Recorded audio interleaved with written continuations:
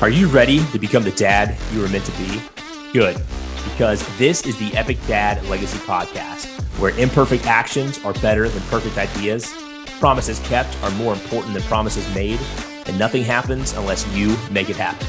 My name is Drew, father of three, the founder of the Epic Dad Company. My mission is to help dads up their game and become the husbands, fathers, and men they are called to be. We need epic dads now more than ever. And it is your responsibility and obligation to become the best father you can be and show your kids what is possible. Listen in for weekly tips, strategies, and actions you can take to go from average dad to epic dad. Thanks for listening. Now let's start the episode. What is up, guys? Welcome back to the Epic Dad Legacy Podcast. I'm your host, Drew Camp here, the founder of the Epic Dad Company. And my mission is to help you level up as a dad and become the husband, father, and man you are called to be, because your family needs you to step up.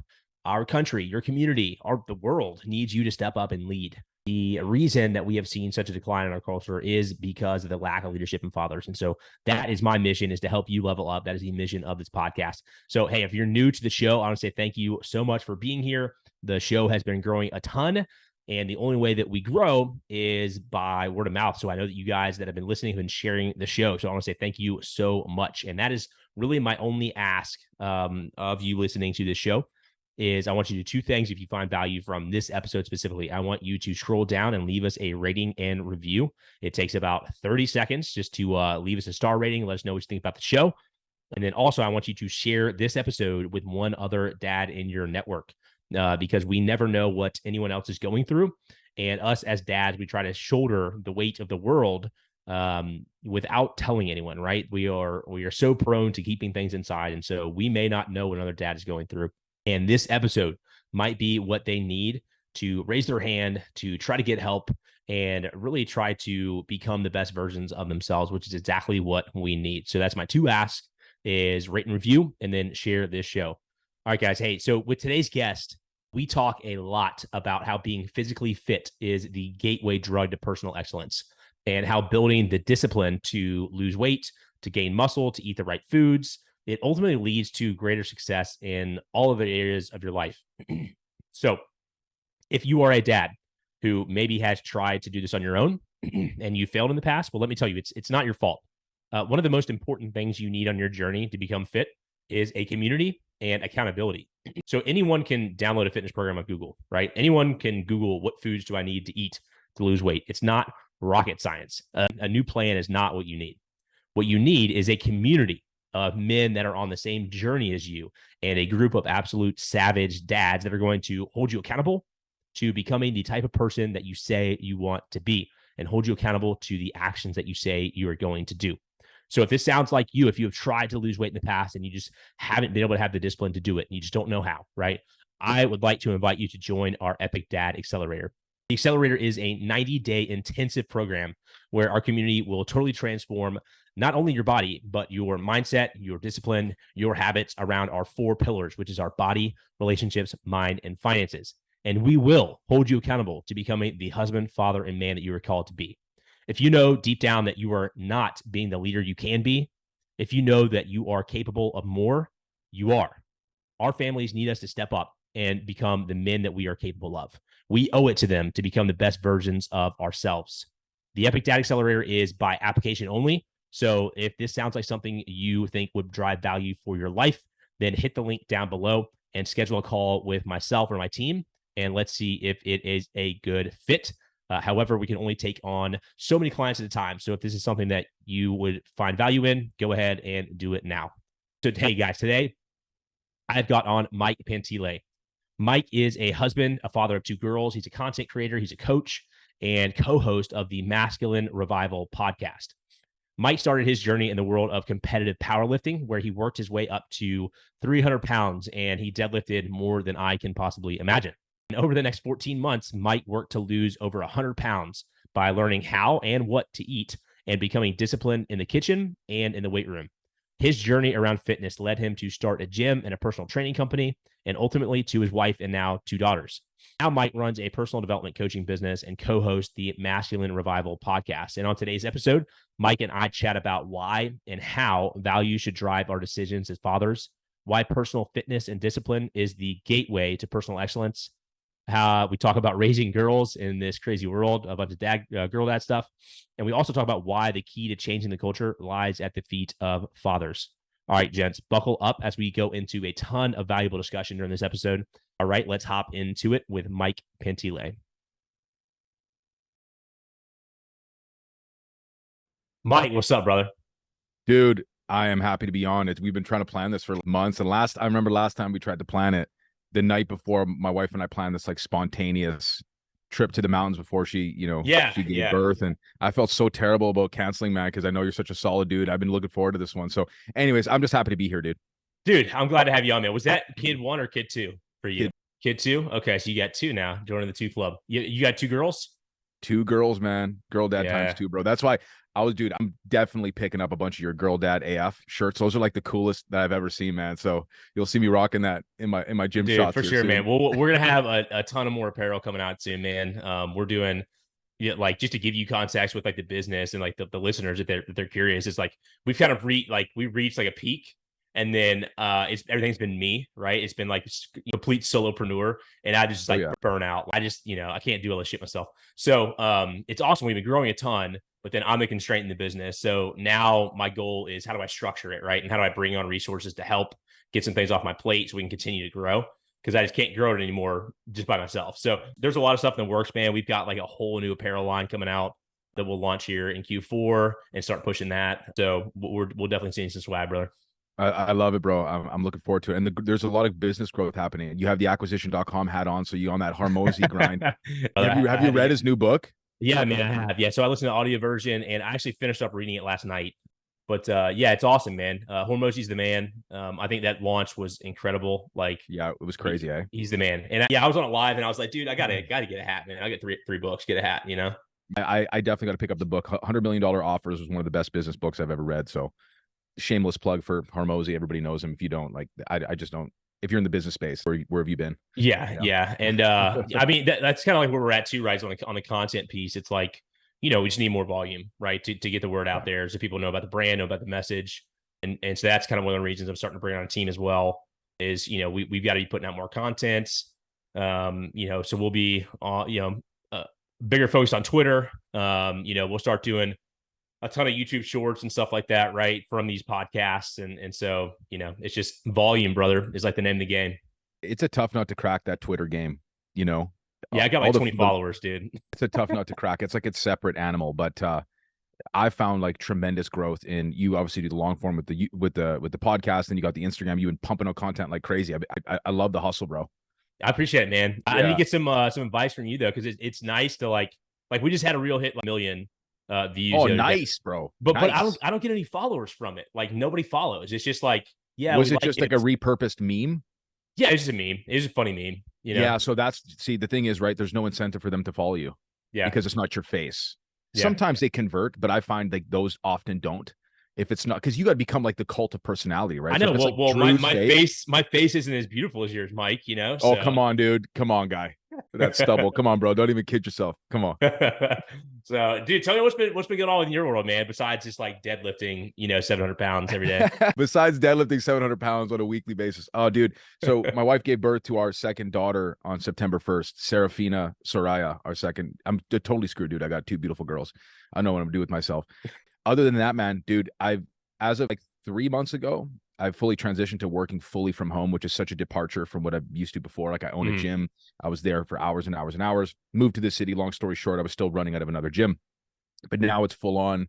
I still do personal training and online coaching. I got a full studio here in front of me, a bunch of crazy, awesome gym equipment. But other than that, the podcast, bro, content creation, been trying to get out a ton out there. Started a YouTube channel, started a mentorship men's coaching business. So just those things have been keeping me busy on top of just trying to be a rad dad, man. That's the whole goal. It's such a weird thing being at home all the time though. Like, me and Brendan, the guy that I co-host the Masculine Revival podcast with, we were talking about, like, it's so funny. And it's kind of a joke where we're sitting here in our sweatpants, creating content about masculinity, pontificating about the world in our sweatpants, like sitting there. It's Yeah, just dude, such I got on sweatpants shorts right now, so yeah, dude. But I'm in my like socks and my like my shoes. I'm like, who's gonna take me seriously with this stuff? Come on. But that's what's been going on, dude. So yeah, man. yeah. How about you? Dude, man, same thing, working from home full time, right? So it still is, it's not my full time gig, right? So I'm balancing a lot of stuff, a lot of, a lot of balls in the air for sure. But yeah, man, just trying to get out the message, right? Like our company, our goal is to change the culture, by creating more epic dads. So like totally in alignment with you. And it's like, how do we best do that? And how do we structure our company and our team to be able to get that message out? Because so many dads need to hear it. Because Yeah. ultimately, at the end of the day, it's like, it starts with the individual. It's like we want to see this massive change, societal change, but that's very hard to accomplish. And we need to focus on like, what am I doing as an individual to make myself the best I can be? And then that's going to trickle down to your kids. It's going to trickle down to your next door neighbor, right? And so I think that's our goal, man. And we're just trying to figure out how do we get the message out. Yeah, that's the most noble goal of all, bro. And our paths are so aligned, even though maybe our content is a little bit different. That's the whole goal with the podcast and the content that we're putting out, is that if we can make one man more virtuous and within the context of his household, make that a greater place to be as a result of his influence and his presence and his strength, then you can affect the culture at large, right? Like you can affect it in such a meaningful way. So, because I posted a reel today. I'm not sure if you saw it. It was like a reaction video to a bunch of fathers that actually forgotten their kids' birthdays, don't even know what their eye colors are, what their teachers' names are, what they go to. It's sad, dude. Like you can actually abandon your family while still being physically in the home. So I'm on board and support what you're doing, bro. I think is awesome. Yeah, I appreciate it, man. We're definitely aligned in that. So would you mind, Mike? Like, I know your background, but would you mind kind of telling the guys, where you came from, what upbringing was like, and then you weren't always, of this mindset, right? You weren't always a dad and want to become the best dad you can be and kind of help shape the culture. So kind of walk us through, what does that roadmap look like, and what was that pivotal moment for you? Yeah, man. So cut me off if I start talking too much, because I tend to ramble a bit. But I'm the product of a single parent household. My dad was in and out of my life, a very toxic influence, very promiscuous, drug using, unfaithful, abusive guy to my mom. And that's what I saw growing up. So I was bouncing back and forth between my grandparents on my mother's side and his house. And I remember just a very tumultuous, turbulent childhood. Luckily my brother didn't really experience it. He has no cognition of it, but I have a very vivid memory of that. And so from an early age, I knew my purpose on this earth is to be a good dad. And I knew that from like the age of 5, dude, like big time. And so growing up, I was always the fat kid, really like anxious and depressed most of my life, mainly, I would say now going back, because I had that void of the father wound, I guess you could say, for lack of a better term.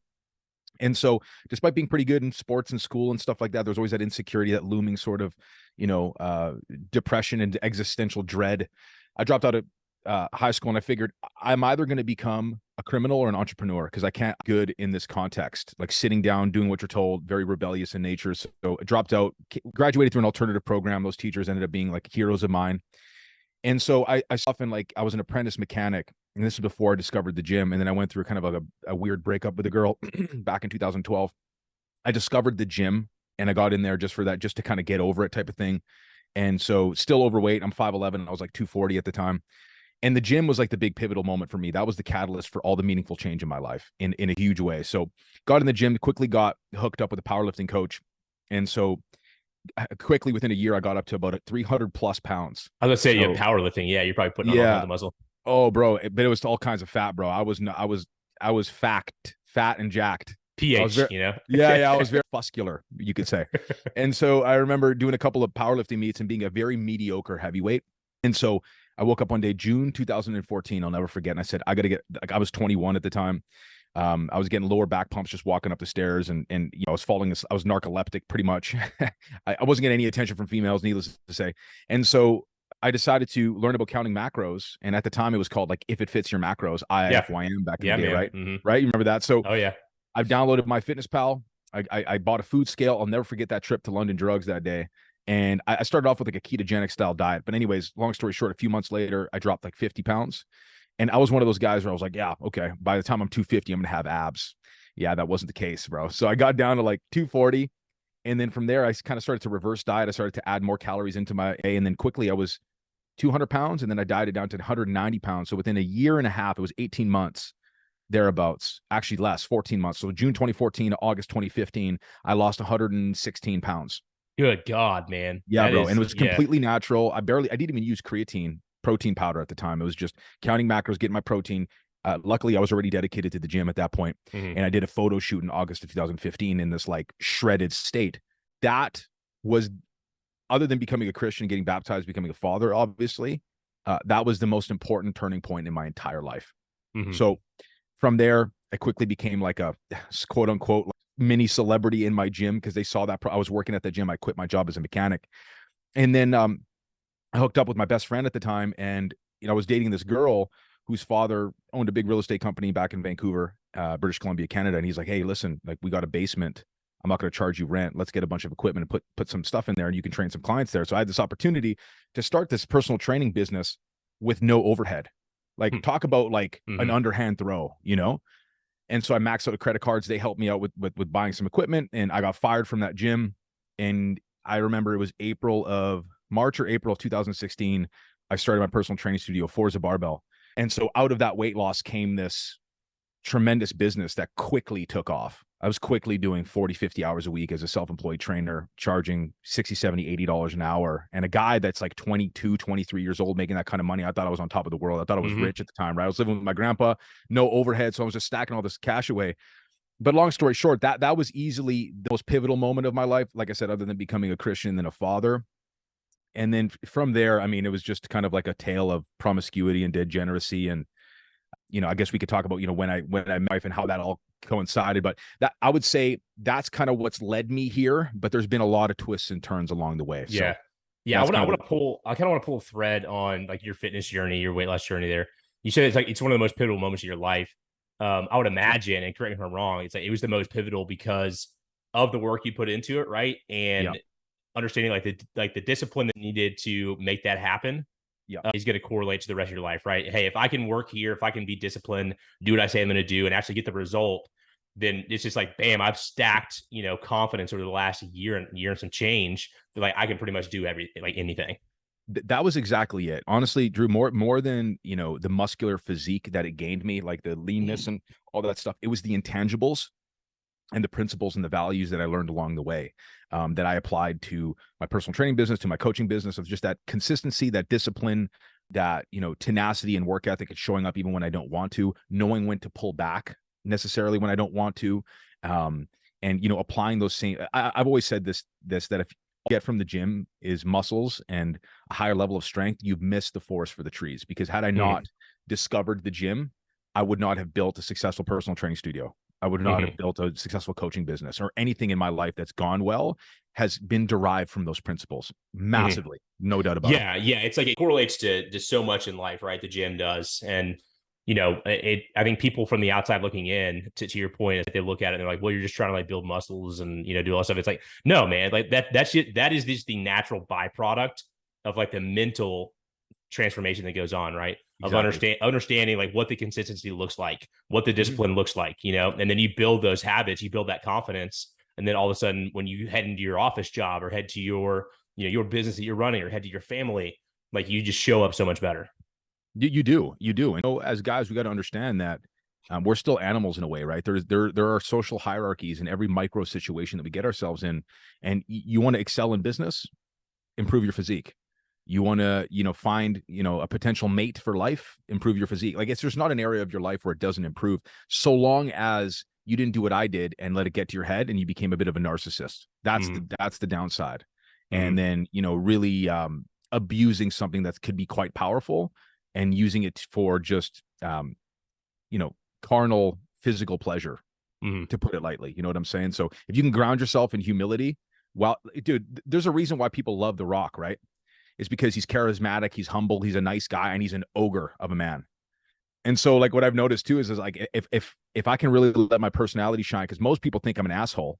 They see me covered in tattoos, they see like the way that I carry myself, and then I open my mouth and I'm actually a kind person. They love you that much more. So there's only benefits to it, Yeah. I mean, it's like the dichotomy, right? Like I had on Ray Cash on the podcast yesterday. Yeah, dude, awesome conversation. It'll drop here in a few weeks, but he always talks about the savage and the servant, right? It's that kind of dichotomy, of that, right? And so I think, when like you said, you walk into the room and people see you, and they see a very, in shape person, right? Obviously takes care of themselves physically. Like sometimes they're going to think, to your point, of like, well, they must kind of be a little bit harder around the edges, right? They're probably an asshole to talk to. But then when you show up and you're super respectful, you're super kind, you're super serving, it's just like you meet both ends of that. It's incredible. Big way. And Ray Cash and Bedros and all those guys, they know that even more than I do. So if you have that like savage outer layer, but on the inside you have like a heart of a servant, that's like the perfect dichotomy, the perfect sort of yin and yang. And that's why, I always say to the guys that I coach that, and, if you're stagnant in life and you're not in the gym, it's like the gateway to self-development, the gateway drug is the gym. And I know Bedros talks a lot about that. He's been an inspiration of mine since I started my gym 8 years ago. So yeah, dude. Well, talk to me about kind of what you're doing now with the coaching program. Obviously with the podcast you guys are doing, like what's the intent and kind of what's the message behind it? Yeah, the intention is really real deficit of masculinity in the world, and there's really two camps. There's the super effeminate, feminist, new agey, woo woo kind of masculine, feminine energy guys out there, and then you got the red pill, Andrew Tate type of masculinity, which is all, I think they're just caricatures of masculinity, just because of this. I firmly think like the epidemic of fatherless homes. So guys are kind of searching for this thing. So what we're trying to do is just trying to impact men with virtue. It's like, hey, listen, guys, it's not in the hedonistic pleasure, the pursuit of material wealth, or sleeping with a ton of women and worshiping yourself. It's carrying your cross, following Jesus, proclaiming yourself as a Christian, following God and those principles in the Bible. And it really, masculinity comes restraint, comes from honor, comes from temperance, chastity, all of those things. And I feel like if you can influence a man to take up his cross in those ways while still cultivating some actual like worldly physical masculinity, you can affect the culture at large in a virtuous way. If you can impact, just like what you're doing, if you can impact one man to be a better father, that's going to have a huge effect, a ripple effect on society. So that's what I'm trying to do with the mentorship coaching. It's one-on-one coaching with men. And that's what we're trying to do with the podcast as well, and all the content that we're putting out on YouTube and Instagram as well. So that's overall the intent. And it's a beautiful thing to be able to make a living from it as well. Not the podcast yet, but the coaching specifically. So yeah, for sure, man. No, dude, I love that. And like on the Andrew Tate thing, kind of this red pill thing, right? Like I haven't gone down in the world of that. I think we can talk about your background. I think there may be, some things we can chat about there, but I feel like Andrew Tate hits the nail on the head in a lot of ways and identifying the problem, right? He does a great job of identifying the problem, but then I think just, the solutions that he presents, that kind of red pill culture present, is most of it is totally wrong. It's like, yes, you're identifying that like, men need to be masculine, right? And the reason that the decline in culture is because of fatherless homes, is because of the lack of masculinity, right? And traditional masculinity.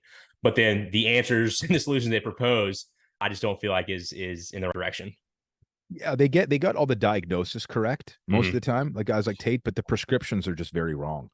And I talk a lot, and listen, like there's some things that are biologically and fundamentally correct about some of the red pill, those men talk about, and a lot of the stuff that Andrew Tate talks about. The problem is when man reaches the other side of 40 or 50, when his body starts to decay, when women aren't really looking at him in the same way anymore, and then when a man is like in that place where it's just pleasure and wealth and fast cars and fast women. So not only are you a biological dead end because you've got no children, you're just going to die lonely. Like I don't like get a vasectomy. You can go pursue all of this stuff. That's what Rollo Tomasi, it's like the quote unquote godfather of the red pill, prescribed men do. And same thing with Andrew Tate. It's like, listen, bro, like you're essentially, it's self-worship. And on the other side of that is just a lonely road. And I see a lot of guys, because I was in that world and entrenched in it for a long time. And it wasn't until, a couple of years ago that I found myself out of it. I can't imagine my life without my 2 girls and my wife. Like the purpose, dude, you know better than me. You got 3 kids, right? Is it 3 kids? Yeah, 3 kids. Yeah. So dude, like, could you even picture your life without them at this point? No, I can't. What would be better than that? I don't remember what life was like without kids. Exactly. It's like a blur, dude. Yeah. And then I can remember as well. It's like I look back and be like, what the fuck was I doing? Right. Like, like going to the bar, trying to meet chicks and, like pursuing all this like materialistic stuff. Right. And it's like, dude, I get so more fulfillment, out of that, of service of my family and service of others. So yeah, I can't imagine without them. Yeah, dude. And you being a good looking guy and a smooth talker, you probably did well with women as well. And that's like a double-edged sword, bro. It's like I wish I could have met my wife much earlier and not have to go through that mess, but it is what it is, bro.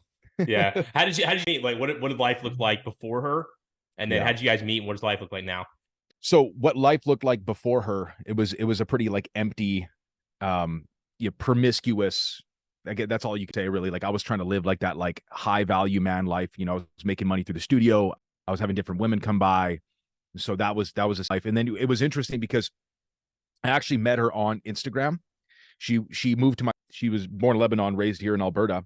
She moved to Vancouver for, to pursue, I think, a scuba diving license. And she was there for a brief period of time. And so she competed in a powerlifting meet. And I saw it because I have a gym in Vancouver, like I'm well known in the powerlifting scene. So I knew all these people. And so she competed and she had a picture with a bunch of some mutual friends. So I saw, and I had degenerate intentions at the time. Did you hit her up or she hit you? Yeah. Up? Oh yeah. I slid in her DMs for sure, dude. Oh yeah, dude. I saw her and I was like, man, who's this? Okay. And I looked at her Instagram and I said, okay, there's not like revealing photos on there. Like it's all very tasteful stuff. So okay, that's a green flag, but let's slide in there anyways. Let's just see. And so quickly I realized this is a wholesome woman. She was deep in her faith and her faith walk. She had converted, I think, to Christianity that year or the year prior. And I've dated a lot of women, and I'm not saying that to brag. I'm not, because I could wish I could take it all back. But when I've never had this experience where I sat down with her when we went to dinner, and I had this overwhelming sense of like, holy crap, like this could be the person I could actually marry. No joke. I'm like, I actually joked around with her before that first date. Before I even met her, I'm like, we would make some beautiful children. I just put her, and it came to pass. We got some beautiful girls, bro. So I'm like, oh, and so there was that overwhelming sense. But she wasn't the type of girl that she didn't want to see me. She wanted to wait marriage, all that stuff, very wholesome. Being the degenerate that I was, I didn't know how to wrap my head around it. And so we dated for like a month, and I was still in this weird thing with an ex, and I still was kind of hanging on to a degenerate life. I almost cheated on her a couple of times. Didn't, praise God. So I broke up with her right when COVID, it was at its like peak, like March 2020, when everything kind of like shut down.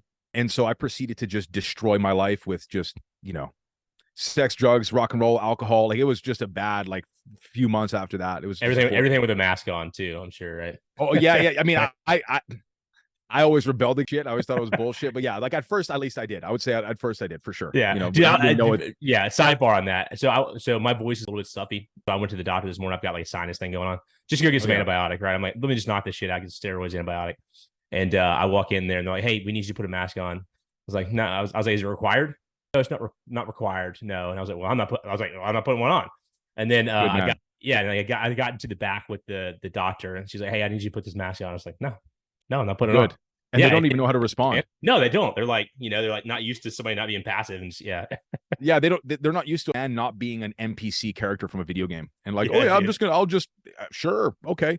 That's so funny, dude. Good for you for not doing that. Like there's been a couple of times here where they're trying to pull that shit. I'm like, come on. Like, yeah, man, I hope we're not going down that route, in fall and winter this year. Yeah. Anyway, we can go it's actually a rabbit hole with that stuff, dude. Yeah. Funny sidebar conversation about that too. When my wife was given birth, she took an epidural, and the doctor came in, and they didn't put a mask on my wife because I would have ripped it off her face. But they're like, for you to be in this room, you have to wear a mask. Otherwise you have to step outside. I'm like, I'm not wearing a mask and I'm not going anywhere. And they're just like, it's such a joke. I stepped like 3 feet to the side, and like, that was cool. It's just such a clown show out here. Anyways. So yeah, degenerate summer of 2020.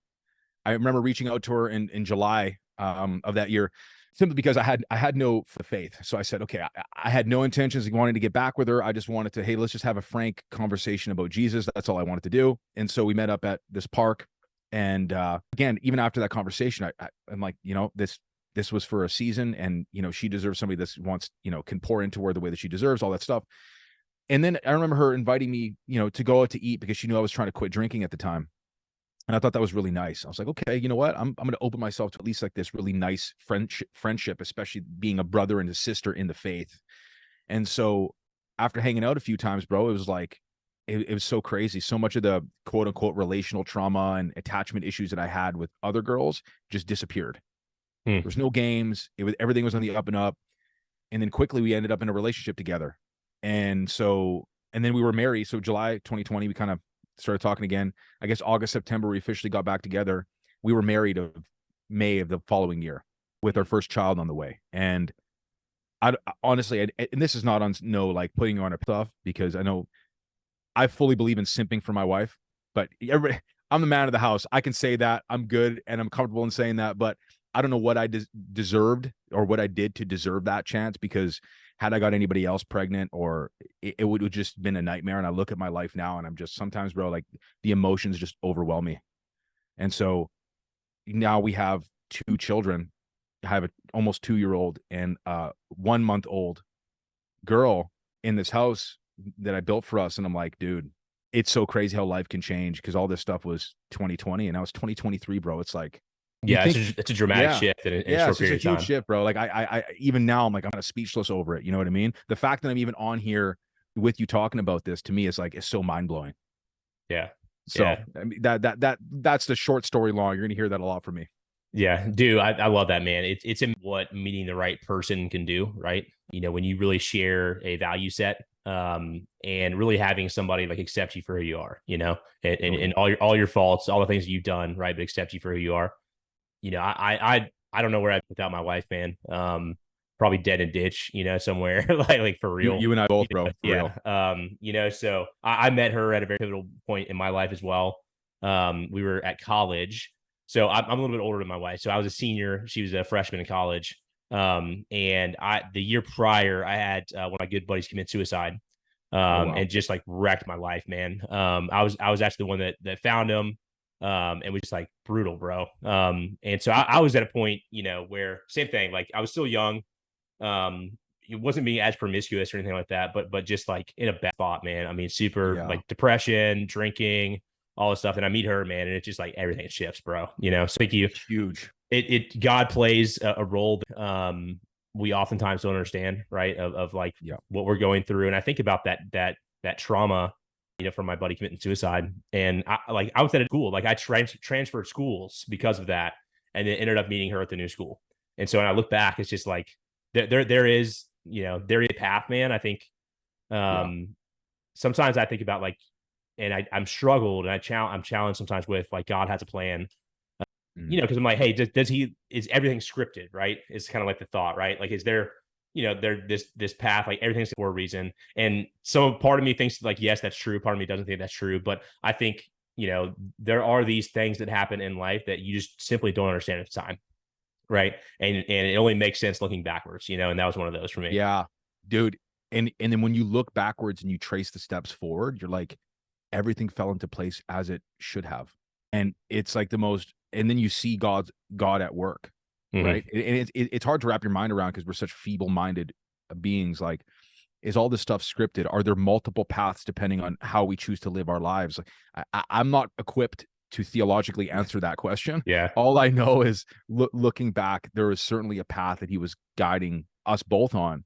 And I think to see us both at this point having this conversation is just a testament to that grace and to that script, where if we're doing things the right way, it tends to work out, man, even through the valleys of, life as a man, life as a father and a husband, life as a business owner, because this life ain't easy and it's not for everybody.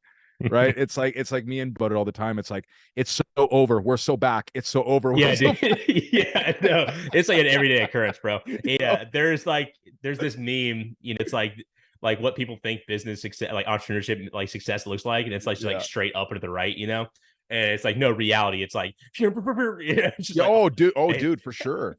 Our wives, like my wife will joke. She's like, where are you at in the cycle today? Yeah, like dude, we're crushing it. I'm gonna be a billionaire, and then it's like, oh my god, like we're losing everything. Yeah, we got to sell the house. Got to leave. What's going on, man? Like, would you follow me under a bridge, babe? Please tell me you would. Yeah. No, totally, dude. Man. Yeah, totally. And I wouldn't have life without that challenge, right? It's definitely a shortcut to improvement or self-destruction, depending on how you go, No, I mean, outside of like the gym, right? And we already talked kind of about fitness, right? I think entrepreneurship is also like the ultimate exercise in personal development, Oh yeah. Yeah. You're going to have to every day, right? There's not a boss looking over your shoulder that's going to be telling you what to do, And so it's like, it is up to you to grow it. And it's up to you to figure out like, what are the KPIs you need to be looking at? What are the actions you need to do every day that are going to drive the business forward? And like, nobody's going to tell you to do it. It's on you. you know? Yeah. And that's, the takeaways from the gym too, right? Is like you just apply the same discipline there and you're good. But a lot of times it's like you're throwing darts in a dark room. You're like, I hope this hits. And okay, that was a flop. That was an L. And it's most of it is an L until you hit the W and you're like, oh, okay. And then you kind of get a underhand throw and you build some momentum. But bro, a lot of times, man, like that's why one of my biggest prayers every morning is like, God, continue to just light the path in front of me. Be like the lamppost at my feet, because I have no idea what the hell I'm doing. Yeah. Yeah. And I think what's funny, like from the outside looking in, people that maybe aren't, involved in business from an entrepreneurship perspective, see these companies and like, man, it's like, they just know what I do, right? There's like, they got to figure it out. It's like, here's the secret, man. Nobody knows what they're doing. It's like, like, obviously there's some people that have bigger skill sets than others, right? But we're all trying to figure it out. And I think the biggest thing with entrepreneurship that I found is be willing to fail fast, and then be willing to pivot and learn from that, And I think the big difference between an entrepreneur and somebody that's like kind of frozen is imperfect action. So many people create a process out of everything, right? Like before I started my YouTube channel, I'm like, I got to get the studio. And then I just woke up one day. I was like, no, I'll just record a video. Yeah. I'm just going to record a fucking video and it's going to be shit. Nobody's going to watch it. But okay, it was the same thing with Instagram a year ago. And this is the thing, right? It's like people really don't know that they're one post, one page, one video, one podcast recording, one whatever away from changing their life. And that sounds cheesy, but it's true. Last October, I'm coming up on close to a year of having my Instagram page. I don't have a massive following. It's like just under 11K, but I went from 0 to 11K and I never thought that was even possible. And more than that was I literally just ran up to my wife. I'll never forget. And I'm like, babe, take a picture of me because I'm starting this man page. I didn't even know what I was going to do. His man page. Bro, within a month, Jack Donovan had shared something in his story. Then Ryan King, mutual friend of ours, reposted me a bunch in his stories. And I got to give him props because he was the one that put me on 100%. And then Brendan, Masculine Revival, all these guys, you discovered me early on too. And I'm like, bro, all of a sudden I'm getting people asking me to come on their podcast. I'm like, what the hell? And then a year later, it's like, I got this business, this podcast is doing really well, this page. The difference between a person that is a business owner and somebody that's not, it's like we're willing to just get things wrong and just do it in a really sloppy way and kind of like refine it as we go. You know what I mean? Yeah, you got to build the airplane as you're crashing, man, is what I always say, right? 100%, dude. You got to take the leap. You got to take, like you said, imperfect action. And I think what really trips people up is thinking that they have to have things perfect before they take any action. And that is, I think, what want to be entrepreneurs, like entrepreneurs, right? Is feeling like they've got to have it perfect. And like the secret is that it's not going to be. It's never going to be. You take action on it and you pivot is what you do. Yeah. And it's like people get lost in the weeds, right? They're like, okay, website, business cards. It's like, no. That page that you want to start, but just like, how else do you know? It's like every shitty post that you have is a data point. Yep. Every crappy video, every crappy podcast recording. And now look back at like my reels and my posts. I'm like, I can pluck from a lot of data. This works, this doesn't work. And people just, the thing is, people are wrapped up in what other people think, and people have to realize that like nobody's watching you and nobody cares. Yeah, I think that's the thing too, right? So it's like two things on that. Like one is, I don't think what you talk about is controversial, right? But I think given, what our kind of mainstream culture, is, it could be viewed as controversial. And so like one question to you is like, how do you build up the confidence to speak what's on your mind, right? Knowing that it's going to ruffle some feathers. So like that, that's one, and I forgot the other one. So let's. That's okay. We'll go with that. That's a good one. There's a lot to chew on. I'm going to quote my good friend, Will Noland. Nolan knows on Instagram. Talk about outspoken. I don't think I know Will. He's more outspoken than I am. This guy's like banned on every platform. I love the guy to death. He's amazing. I refuse to be intellectually and spiritually gay for pay. I kept my gym open during COVID. Nobody got sick. I knew it was bullshit. There's a conviction that God gives you as a truth seeker where you're like, you're going to go through fire and you're going to come up against a lot of resistance. But it's like the bully in school. They talk a big game. But once you fight back a little bit, they tuck their tail between their legs and they fold like a cheap suit. And so, yeah, I've gotten a lot of hate. I've gotten some even death threats and stuff on my social media, but it's been overwhelming agreement and support because there's not a lot of people speaking truth in this like degenerate, confused, inverted world. So, man, I don't know where I got the confidence besides I know that I need to be able to look at myself in the mirror and look at my children in the face and I have to live congruently with the values that I carry as a man. And I know I'm not bigoted. There's not a hateful bone in my body. I'm not homophobic, transphobic, and insert phobia here. It's all love. You see me interact with anybody and everybody. I want to just rub elbows with everybody because I think everybody's got something to give. But I also don't give a shit if I offend you, because there's not enough of that. And you see this like lukewarm piss water because guys are just like rolling over on their backs. Like, how many guys got the shot because they wanted to go have a beer? And I told my wife, I'm like, listen, this is going to be over, but we're not going to be able to have a date night for a while. We can't travel for a while, but we're just going to hold down the fort. Trust me, this is going to go away. And look what's happened, right? So Yeah. I don't know necessarily how to teach somebody how to be bold. It's just like, you got to stand for something, man. You got to plant your flag, because fence sitters get no respect, and you're invisible, man. Yeah, no, dude. I think at the end of the day, right, and it's just, I think I've always had that conviction, and I've had a couple of skill sets, and I think it's really given to my parents, right? And it's like the value of discernment, right? That is a big one, and knowing, how to cut through all the bullshit, right, as to what is fact and like what right decision. So like that's one is discernment. But then is being able to be bold, to be courageous, and to stand on principle. This has really changed since I became a father. Was is really, I think the phrase this just because it's so powerful, is like, not being a hypocrite in my kids' eyes, right? And if I'm going to lead them, I need to lead by example, and that's going to mean I'm going to make difficult decisions.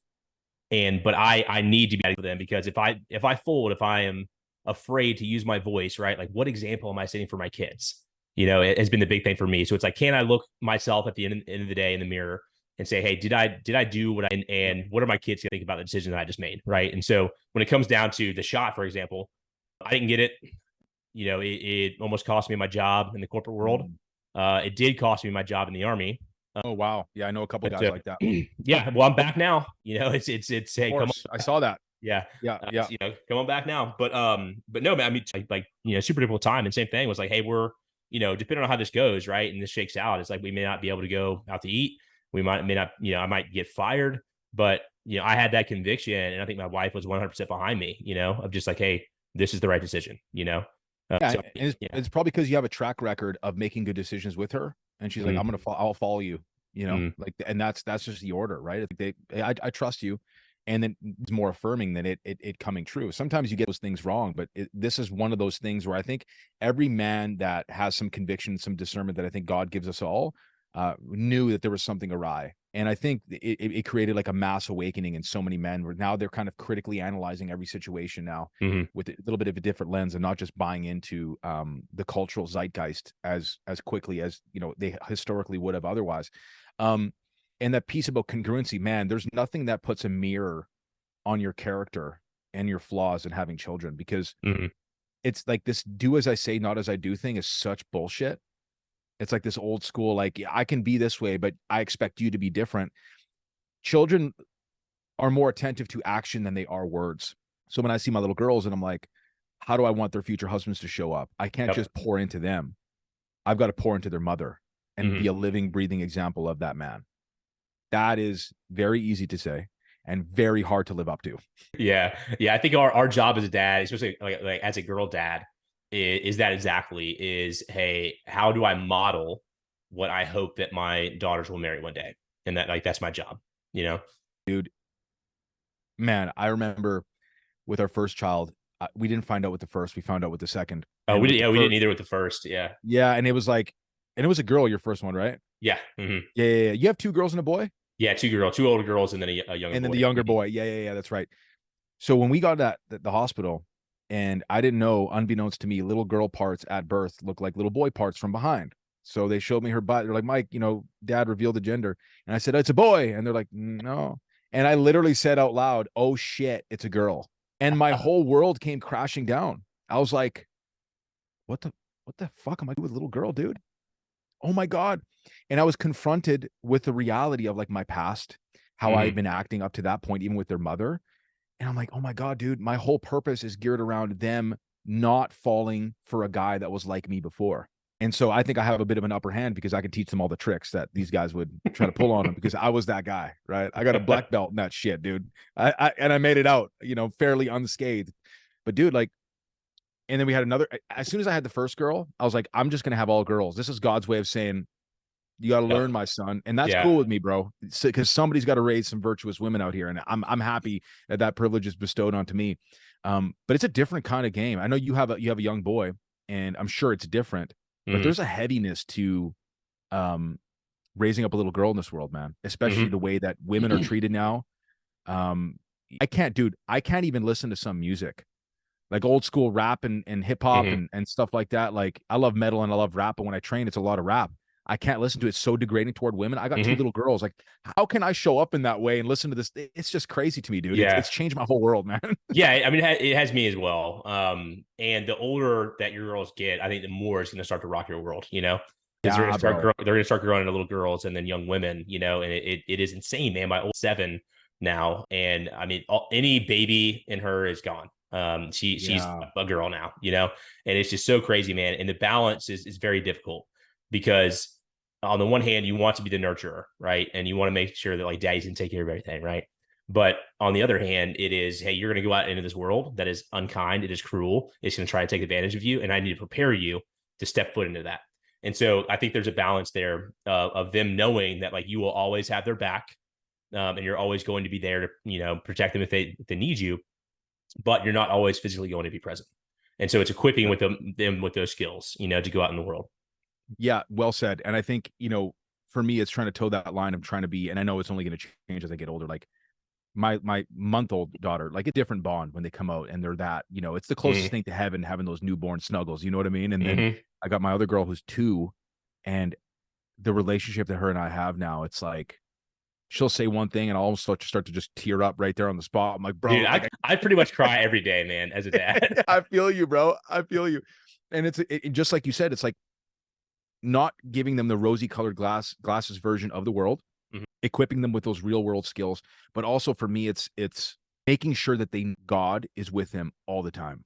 And so my daughter will hold out our hands, and she knows there were 4 meals. She just started saying, thank you, God, and amen, and Jesus. And I'm like, I'm losing my mind over here, bro. She wants to read her Bible without us having to like put it in front of her. And so like you take those 2 pieces together, and it's hard to fail when you're doing that, when you're equipping them with the skills to, you know, navigate the world, but also with the spiritual discernment and the skills, and knowing that like God is with them, even when their parents and mommy and daddy are not there, you know, it. And also I pride is not the right word, but let's just use it for sake of example. I pride myself on giving them big shoes to fill with their husbands in the future, bro. Because they're going to come by, they're probably going to be scared. I'm probably going to be able to outlift them, all this stuff. And I'm like, yeah, I'm going to be egotistical about that. Hell yeah, I will be. Are you kidding me, dude? So I'd be like that scene in Bad Boys 2 where Will Smith and Eddie Murphy come to the door with the gun. It's like, how old are you, bro? Yeah, like, man, you look 30. Yeah. Guns over the shoulder. They're giving them the up and down, the side to side. Yeah. And with that too, man, like I 100% agree. It's like we need to set the standard of the men that they're going to date and to ultimately marry. But with that being said, again, there's a other flip side of the coin. And I've found myself doing this at times, right? Because my older daughter's 7 now. So she's kind of a little bit interested in boys, like not really, but like a little bit, right? And she talks about this one boy. And like I've caught myself being like, no, you're not allowed to date, you know, or whatever. And I'm like, well, what am I saying? And you actually think about it. And it's like, okay, well, what I'm really reinforcing is that she needs to go behind daddy's back. Right. You know, because I don't approve of it. And I'm like, no. So I'm cognizant and very intentional about like, hey, boys are a natural thing, man. It's going to happen.